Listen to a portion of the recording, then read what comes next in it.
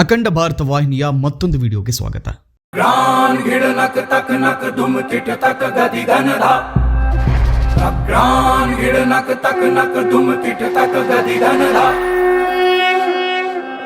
ಕೊಲೆ, ಸುಲಿಗೆ, ಅತ್ಯಾಚಾರದಂತಹ ಕೃತ್ಯಗಳಿಂದಲೇ ತನ್ನ ಅಸಲಿ ಪಾವಿತ್ರತೆಯನ್ನ ಮರೆಮಾಚಿಕೊಂಡಿದ್ದ ಉತ್ತರ ಪ್ರದೇಶದ ಗ್ರಹಣ ಕಳೆದಿದೆ. ಮೋಡದಿಂದ ಹೊರಬಂದ ಸೂರ್ಯನಂತೆ ಪ್ರಕಾಶಿಸುತ್ತಿದೆ. ಇದರ ಹಿಂದಿನ ಶಕ್ತಿ ಬೇರಾರೂ ಅಲ್ಲ, ಉತ್ತರ ಪ್ರದೇಶದ ಮುಖ್ಯಮಂತ್ರಿ, ಬಿಜೆಪಿಯ ಫೈರ್ ಬ್ರ್ಯಾಂಡ್ ಯೋಗಿ ಆದಿತ್ಯನಾಥ್.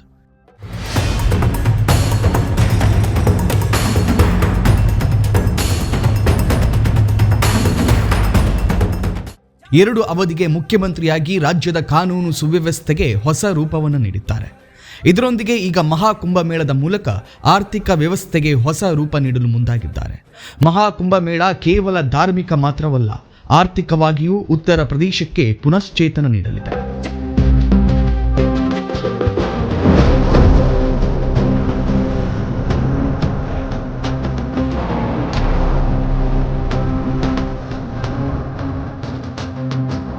ಹಾಗಿದ್ರೆ ಕುಂಭಮೇಳ, ಮಹಾಕುಂಭಮೇಳ ಅಂದ್ರೆ ಏನು ಅನ್ನೋದನ್ನ ನೋಡೋದಾದ್ರೆ, ಕುಂಭಮೇಳವನ್ನ ಪ್ರತಿ 3 ವರ್ಷಗಳಿಗೊಮ್ಮೆ, ಅರ್ಧ ಕುಂಭಮೇಳವನ್ನ ಪ್ರತಿ 6 ವರ್ಷಗಳಿಗೊಮ್ಮೆ ಮತ್ತು ಮಹಾಕುಂಭಮೇಳವನ್ನ ಪ್ರತಿ 12 ವರ್ಷಗಳಿಗೊಮ್ಮೆ ಆಯೋಜಿಸಲಾಗುತ್ತದೆ. ಕೊನೆಯದಾಗಿ 2013ರಲ್ಲಿ ಮಹಾಕುಂಭಮೇಳ ಆಯೋಜಿಸಲಾಗಿತ್ತು. ಇದಾದ ಬಳಿಕ 2019ರಲ್ಲಿ ಅರ್ಧ ಕುಂಭಮೇಳವನ್ನ ಆಯೋಜಿಸಲಾಗಿತ್ತು. ಇದೀಗ 2025ರಲ್ಲಿ ಮಹಾಕುಂಭಮೇಳವನ್ನ ಆಯೋಜಿಸಲಾಗಿದ್ದು ಅದ್ದೂರಿಯಾಗಿ ನಡೆಯಲಿದೆ. ಮಹಾಕುಂಭಮೇಳ 2025ನ್ನ ಸಿದ್ಧಿಯೋಗದಲ್ಲಿ ಜನವರಿ 29, 2025ರಂದು ಉತ್ತರ ಪ್ರದೇಶದ ಪ್ರಯಾಗ್ರಾಜ್ನಲ್ಲಿ ಆಯೋಜಿಸಲಾಗುವುದು. ಸನಾತನ ಧರ್ಮದಲ್ಲಿ ನಂಬಿಕೆ ಇರುವವರಿಗೆ ಇದು ದೊಡ್ಡ ಹಬ್ಬ. ಈ ಪವಿತ್ರ ಜಾತ್ರೆಯಲ್ಲಿ ಭಾಗವಹಿಸಲು ಪ್ರಪಂಚದಾದ್ಯಂತ ಸಂತರು ಮತ್ತು ಜನರ ಗುಂಪು ಬರುತ್ತದೆ. ಮಹಾಕುಂಭದ ದೃಷ್ಟಿಕೋನ ಈ ಜಾತ್ರೆಗೆ ಜಗತ್ತಿನೆಲ್ಲೆಡೆಯಿಂದ ಆಗಮಿಸಿದಂತಿದೆ. ಪ್ರತಿಯೊಬ್ಬರೂ ಈ ಮಹಾಕುಂಭದ ಪವಿತ್ರ ಮಹಾಸಂಗಮದಲ್ಲಿ ಸ್ನಾನ ಮಾಡಲು ಬಯಸುತ್ತಾರೆ. ಆದ್ದರಿಂದಲೇ ಇದನ್ನ ಮಹಾಸಂಗಮ ಎಂದು ಕರೆಯುತ್ತಾರೆ. ಮಹಾಕುಂಭವು ಜನವರಿ 13ರಿಂದ ಫೆಬ್ರವರಿ 26ರವರೆಗೆ ನಡೆಯಲಿದೆ. 12 ವರ್ಷಕ್ಕೆ ಒಮ್ಮೆ ನಡೆಯುವ ಮಹಾಕುಂಭ ಮೇಳಕ್ಕೆ ಉತ್ತರ ಪ್ರದೇಶದ ಪ್ರಯಾಗ್ರಾಜ್ ಅಣಿಯಾಗ್ತಾ ಇದೆ.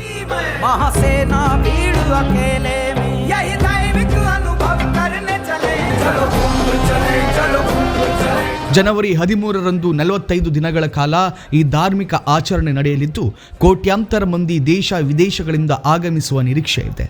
ಸ್ವತಃ ಸಿಎಂ ಯೋಗಿ ಆದಿತ್ಯನಾಥ್ ಅವರ ಮುತುವರ್ಜಿಯಿಂದ ಇದರ ಸಿದ್ಧತೆಗಳನ್ನು ಪರಿಶೀಲಿಸ್ತಾ ಇದ್ದಾರೆ. ಧಾರ್ಮಿಕವಾಗಿ ಪವಿತ್ರ ಎನಿಸಿಕೊಂಡ ಮಹಾಕುಂಭ ಮೇಳವನ್ನ ಉತ್ತರ ಪ್ರದೇಶದ ಆರ್ಥಿಕ ಲಾಭದ ಅಸ್ತ್ರವಾಗಿ ಬಳಸಲು ಸ್ವತಃ ತಾವೇ ಜವಾಬ್ದಾರಿಯನ್ನು ವಹಿಸಿಕೊಂಡಿದ್ದಾರೆ.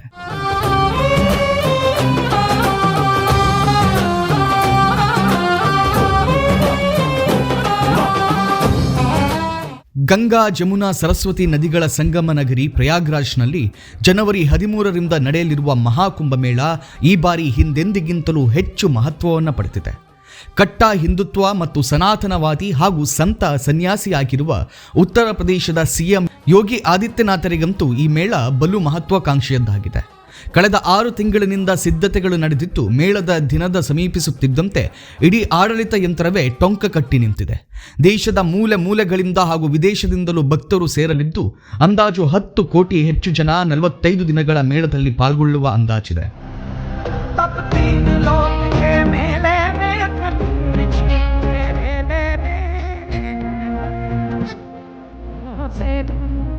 ಜನವರಿ 14ರ ಮಕರ ಸಂಕ್ರಾಂತಿ ದಿನದಂದು ಪವಿತ್ರ ಸಂಗಮದಲ್ಲಿ ಮುಳುಗಿ ಏಳುವ ಸಂಕಲ್ಪದೊಂದಿಗೆ ಬರುವ ಜನ ಮಹಾಶಿವರಾತ್ರಿವರೆಗೂ ನಡೆಯುವ ಮೇಳ ಮುಗಿಯುವವರೆಗೂ ಸುತ್ತಲಿನ ಕ್ಷೇತ್ರಗಳಿಗೂ ಭೇಟಿ ನೀಡುತ್ತಾರೆ.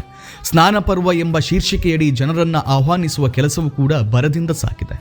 ಉತ್ತರ ಪ್ರದೇಶದ ಈ ಮಹತ್ವದ ಕಾರ್ಯಕ್ರಮದ ಬಗ್ಗೆ ದೇಶದಾದ್ಯಂತ ಪ್ರಚಾರವೂ ಅದ್ದೂರಿಯಾಗಿ ನಡೆದಿದೆ.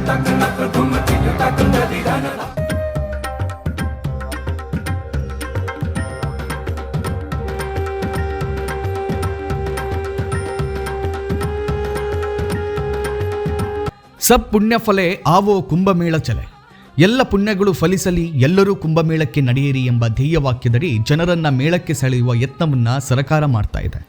ಇದಕ್ಕೆ ನಗರದಾದ್ಯಂತ ರೈಲು ನಿಲ್ದಾಣ, ವಿಮಾನ ನಿಲ್ದಾಣ ಹಾಗೂ ಪ್ರಮುಖ ವೃತ್ತಗಳಲ್ಲಿ ಹಾಕಿರುವ ಡಿಜಿಟಲ್ ಸೈನೇಜ್ಗಳೇ ಸಾಕ್ಷಿ.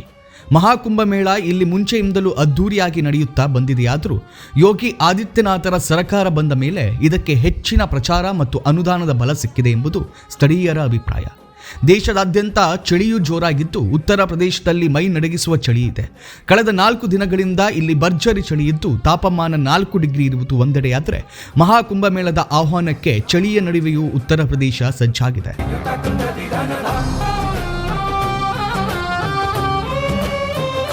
12 ವರ್ಷಕ್ಕೊಮ್ಮೆ ಉತ್ತರ ಪ್ರದೇಶದಲ್ಲಿ ಮಹಾಕುಂಭಮೇಳ ನಡೆಯುತ್ತದೆ. ಆದರೆ ಹಲವು ಕೊರತೆಗಳ ಸಾಧು ಸಂತರನ್ನ ಹೈರಾಣಾಗಿಸುತ್ತಿತ್ತು. ಅಲ್ಲದೆ ಹದಗೆಟ್ಟ ಕಾನೂನು ವ್ಯವಸ್ಥೆಯು ಮಹಾಕುಂಭಮೇಳದ ಸಂಭ್ರಮಕ್ಕೆ ಅಡ್ಡಿಯಾಗುತ್ತಿತ್ತು. ಆದರೆ ಈಗ ಉತ್ತರ ಪ್ರದೇಶದಲ್ಲಿ ರೌಡಿಗಳ ಪುಂಡ ಪೋಖರಿಗಳ ಅಬ್ಬರ ತಗ್ಗಿದೆ. ಉಗ್ರರಿಂದ ಆರಂಭಿಸಿ ಪುಡಿ ರೌಡಿಗಳ ತನಕ ಎಲ್ಲರಿಗೂ ಬುಲ್ಡೋಸರ್ ಬಾಬಾ ಎನಿಸಿರುವ ಸಿಎಂ ಯೋಗಿ ಆದಿತ್ಯನಾಥ್ ಭಯ ಕಾಡ್ತಾ ಇದೆ. ಯೋಗಿ ಆದಿತ್ಯನಾಥ್ ಅಧಿಕಾರ ವಹಿಸಿಕೊಂಡಾಗಿನಿಂದ ಉತ್ತರ ಪ್ರದೇಶಕ್ಕೆ ಅಂಟಿದ ಕಳಂಕವನ್ನು ತೊಡೆದು ಹಾಕುವತ್ತ ಹೆಚ್ಚು ಗಮನವನ್ನು ನೀಡುತ್ತಿದ್ದಾರೆ. ಜಾಗತಿಕವಾಗಿ ಒಂದು ರಾಜ್ಯ ಮಹತ್ವ ಪಡೆದುಕೊಳ್ಳಲು ಇದರ ಇತಿಹಾಸ ಮುಖ್ಯವಾಗುತ್ತದೆ. ಅರಾಜಕತೆ, ಅತಂತ್ರ ಸ್ಥಿತಿ, ಕಾನೂನು ಸುವ್ಯವಸ್ಥೆ ಕುಸಿತ ಎಂದಿಗೂ ಹೂಡಿಕೆದಾರರನ್ನ ಸೆಳೆಯುವುದಿಲ್ಲ. ಹೀಗಾಗಿ ಉತ್ತರ ಪ್ರದೇಶದ ಚಿತ್ರಣ ಬದಲಾಯಿಸಲು ಕಾವಿಯ ಸಂತ ಪಣ ತೊಟ್ಟಿದ್ದಾರೆ. ಹೀಗಾಗಿ ಉತ್ತರ ಪ್ರದೇಶದ ಈ ಬಾರಿಯ ಮಹಾಕುಂಭಮೇಳವನ್ನು ಜಾಗತಿಕ ಇವೆಂಟ್ ಮಾದರಿ ಮಾಡಲು ಹೊರಟಿರುವ ಯೋಗಿಯವರು ಕಳೆದ 15 ದಿನದಲ್ಲಿ ಸ್ವತಃ 3 ಬಾರಿ ಭೇಟಿ ನೀಡಿ ಎಲ್ಲ ಸಿದ್ಧತೆಗಳನ್ನು ಪರಿಶೀಲಿಸಿದ್ದಾರೆ. ಯಾವುದೇ ಲೋಪವಾಗದಂತೆ ಎಲ್ಲವನ್ನ ಕೂಡ ಸಮರೋಪಾದಿಯಾಗಿ ಅಚ್ಚುಕಟ್ಟಾಗಿ ಮಾಡಲು ಕಟ್ಟಪ್ಪಣೆಯನ್ನು ಹೊರಡಿಸಿದ್ದಾರೆ. ಅಧಿಕಾರಿಗಳ ಸಭೆ, ಸ್ಥಳ ಪರಿಶೀಲನೆ, ನೀಲನಕ್ಷೆ ಎಲ್ಲವನ್ನ ತಾವೇ ತಯಾರಿಸಿ ಕಾರ್ಯತತ್ಪರರಾಗಿದ್ದಾರೆ. ಮಹಾಕುಂಭವು ಕೇವಲ ಆಧ್ಯಾತ್ಮಿಕ ಕಾರ್ಯಕ್ರಮವಲ್ಲ, ಆದರೆ ಆರ್ಥಿಕ ವೇಗವರ್ಧಕವೂ ಆಗಿದೆ.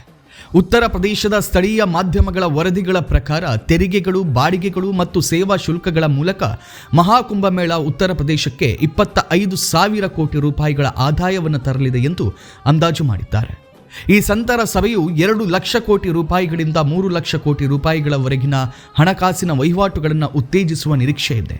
ವಾರಣಾಸಿ, ಅಯೋಧ್ಯೆ, ಮಥುರಾ ಮತ್ತು ವಿಂಧ್ಯಾವಾಸಿನಿ ಧಾಮ್ನಂತಹ ಹತ್ತಿರದ ಆಧ್ಯಾತ್ಮಿಕ ಕೇಂದ್ರಗಳಿಗೆ ಪ್ರಯೋಜನವನ್ನು ನೀಡುತ್ತದೆ ಎಂದು ಮಾಧ್ಯಮಗಳ ವರದಿ ಮಾಡಿವೆ. ಮಹಾಕುಂಭ 2025ರ ಸಿದ್ಧತೆಗಳು ಈಗಾಗಲೇ ಸುಮಾರು 45,000 ಕುಟುಂಬಗಳಿಗೆ ಉದ್ಯೋಗವನ್ನು ಒದಗಿಸಿವೆ ಎಂದು ಉತ್ತರ ಪ್ರದೇಶ ಪ್ರವಾಸೋದ್ಯಮ ಇಲಾಖೆ ತಿಳಿಸಿದೆ. ಆತಿಥ್ಯ, ಸಾರಿಗೆ, ಪ್ರವಾಸೋದ್ಯಮ ಮತ್ತು ಚಿಲ್ಲರೆ ಕ್ಷೇತ್ರಗಳು ಗಣನೀಯವಾಗಿ ಲಾಭವನ್ನು ಪಡೆಯುತ್ತಿದೆ. ಇದು ಧಾರ್ಮಿಕ ಪ್ರವಾಸೋದ್ಯಮವನ್ನು ಉತ್ತೇಜಿಸಲು ರಾಜ್ಯ ಸರ್ಕಾರದ ಪ್ರಯತ್ನಗಳು ಒತ್ತಿ ಹೇಳುತ್ತದೆ. ಮಹಾಕುಂಭಕ್ಕೆ ಕ್ಷಣಗಣನೆ ಪ್ರಾರಂಭವಾಗುತ್ತಿದ್ದಂತೆ ಆಧ್ಯಾತ್ಮಿಕತೆ ಮತ್ತು ಆರ್ಥಿಕ ಅವಕಾಶಗಳ ಹಬ್ಬವನ್ನು ಅದ್ದೂರಿಯಾಗಿ ಆಚರಿಸಲು ಸರ್ಕಾರ ಸಿದ್ಧವಾಗಿದೆ. ಅಲ್ಲದೆ ಪ್ರಯಾಗ್ರಾಜನ್ನ ಜಾಗತಿಕ ಗಮನದ ಕೇಂದ್ರ ಬಿಂದುವನ್ನಾಗಿ ಮಾಡಲು ಯೋಗಿ ಸಿದ್ಧತೆಯನ್ನು ನಡೆಸಿದ್ದಾರೆ. ಇನ್ನು ಮಹಾಕುಂಭಮೇಳಕ್ಕೆ ದೇಶದ ಮೊದಲ ಪ್ರಜೆಯಿಂದ ಆರಂಭಿಸಿ ಎಲ್ಲಾ ಹಂತದ ಗಣ್ಯರು ಪಾಲ್ಗೊಳ್ಳುವ ನಿರೀಕ್ಷೆ ಇದೆ. ಈಗಾಗಲೇ ಉತ್ತರ ಪ್ರದೇಶದ ಮುಖ್ಯಮಂತ್ರಿ ಯೋಗಿ ಆದಿತ್ಯನಾಥ್ ಸ್ವತಃ ತೆರಳಿ ಗಣ್ಯರನ್ನ ಆಹ್ವಾನಿಸಿದ್ದಾರೆ.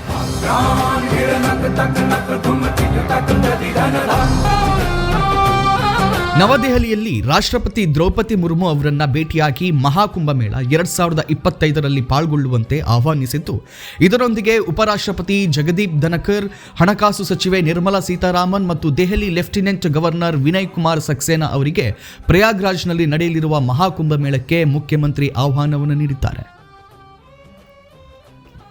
ಆಹ್ವಾನದ ಜೊತೆಗೆ ಸಿಎಂ ಯೋಗಿ ಆದಿತ್ಯನಾಥ್ ಮಹಾಕುಂಭಮೇಳ 2025ರ ಚಿಹ್ನೆ ಮತ್ತು ಲೋಗೋ, ಇದಕ್ಕೆ ಸಂಬಂಧಿಸಿದ ಸಾಹಿತ್ಯ, ಹೊಸ ವರ್ಷದ ಟೇಬಲ್ ಕ್ಯಾಲೆಂಡರ್ ಮತ್ತು ಡೈರಿಯನ್ನ ಆಮಂತ್ರಣ ಪತ್ರದೊಂದಿಗೆ ಸಿಎಂ ಯೋಗಿ ಗಣ್ಯರಿಗೆ ನೀಡಿ ತಮ್ಮ ರಾಜ್ಯದ ಕಾರ್ಯಕ್ರಮದ ಹಿರಿಮೆಯನ್ನ ಸಾರುವ ಕೆಲಸವನ್ನ ಮಾಡಿದ್ದಾರೆ.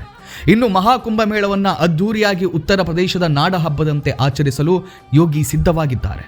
ಇದಕ್ಕೆ ಉತ್ತರ ಪ್ರದೇಶ ಸರ್ಕಾರದ ಸಚಿವರು, ಅಧಿಕಾರಿಗಳು ಕೂಡ ಸಾಥ್ ನೀಡಿದ್ದು ಯೋಗಿ ಕೈಗಳನ್ನ ಬಲಪಡಿಸಿದ್ದಾರೆ.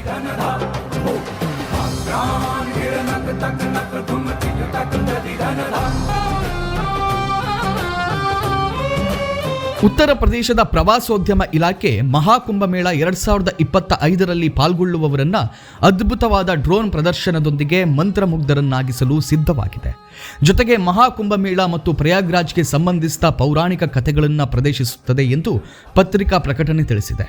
ಈ ಪ್ರದರ್ಶನವು 2,000 ಡ್ರೋನ್ಗಳನ್ನು ಒಳಗೊಂಡಿರುತ್ತದೆ. ಪ್ರವಾಸೋದ್ಯಮ ಇಲಾಖೆ ಮಹಾಕುಂಭಮೇಳಕ್ಕಾಗಿ ಮಾಡಿಕೊಂಡ ಸಿದ್ಧತೆಗಳ ಬಗ್ಗೆ ಪ್ರಯಾಗ್ರಾಜ್ನ ಜಿಲ್ಲಾ ಪ್ರವಾಸೋದ್ಯಮ ಅಧಿಕಾರಿ ಅಪರಾಜಿತ್ ಸಿಂಗ್ ಮಾಹಿತಿಯನ್ನು ನೀಡಿದ್ದಾರೆ. ಕಾರ್ಯಕ್ರಮದ ಉದ್ಘಾಟನೆ ಮತ್ತು ಸಮಾರೋಪ ಸಮಾರಂಭದ ವೇಳೆ ಪವಿತ್ರ ಸಂಗಮದಲ್ಲಿ ಡ್ರೋನ್ ಪ್ರದರ್ಶನ ನಡೆಯಲಿದೆ.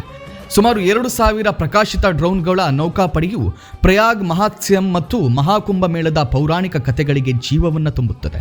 ಈ ಅದ್ಭುತ ಪ್ರದರ್ಶನವು ಪೌರಾಣಿಕ ಸಮುದ್ರ ಮಂಥನ, ಸಾಗರ ಮಂಥನ ಮತ್ತು ಅಮೃತ ಕಲಶ, ಮಕರಂದ ಪಾಠದಂತಹ ಸಾಂಪ್ರದಾಯಿಕ ಘಟನೆಗಳನ್ನು ಚಿತ್ರಿಸುತ್ತದೆ ಎಂದು ಬಣ್ಣಿಸಿದ್ದಾರೆ. ಹಾಗಂತ ಯೋಗಿ ನೇತೃತ್ವದಲ್ಲಿ ನಡೆಯುತ್ತಿರುವ ಮಹಾಕುಂಭಮೇಳವು ವಿವಾದಗಳಿಂದ ಮುಕ್ತವಾಗಿಲ್ಲ. ಯೋಗಿ ಮಹಾಕುಂಭಮೇಳದ ವ್ಯಾಪಾರ ವಹಿವಾಟಿನಿಂದ ಮುಸ್ಲಿಮರನ್ನ ದೂರ ಇಟ್ಟಿದ್ದಾರೆ. ಯೋಗಿ ಈ ನಿರ್ಧಾರ ಹಾಗೂ ವರ್ತನೆ ಸಾಕಷ್ಟು ಟೀಕೆಗೆ ಗುರಿಯಾಗಿದೆ. ಮುಸ್ಲಿಮರ ಸಹಭಾಗಿತ್ವವಿಲ್ಲದೆ ಮಹಾಕುಂಭಮೇಳ ನಡೆಸೋದು ಸರಿಯೇ, ಇದು ಹಿಂದುತ್ವದ ಕಾರ್ಯಕ್ರಮವೇ ಎಂಬೆಲ್ಲ ಪ್ರಶ್ನೆಗಳು ಸೋಷಿಯಲ್ ಮೀಡಿಯಾದಲ್ಲಿ ಸದ್ದು ಮಾಡಿದೆ. ಆದರೆ ಯೋಗಿ ಮಾತ್ರ ಮಹಾಕುಂಭಮೇಳದ ಐತಿಹಾಸಿಕ ಯಶಸ್ಸಿನ ಕಡೆಗೆ ಗಮನ ನೀಡಿದ್ದು ಟೀಕೆಗಳಿಗೆ ಉತ್ತರಿಸುವ ಪ್ರಯತ್ನವನ್ನ ಕೂಡ ಮಾಡಿಲ್ಲ. चलो संगम में कर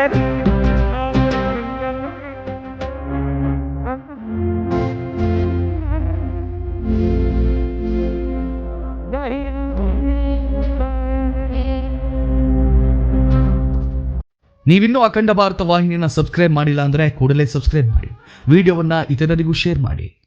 ಅಖಂಡ ಭಾರತ, ಸನಾತನ ಯುಗಾರಂಭ.